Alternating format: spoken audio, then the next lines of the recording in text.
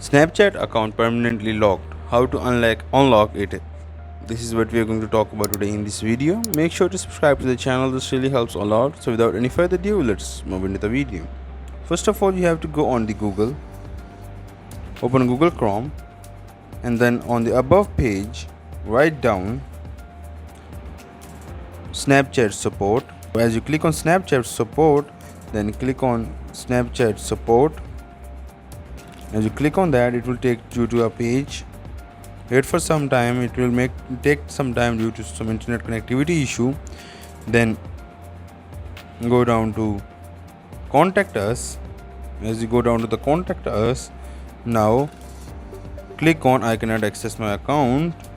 Oh no, tell us more. Now here, don't click on my account is locked. Click on I think my account was hacked.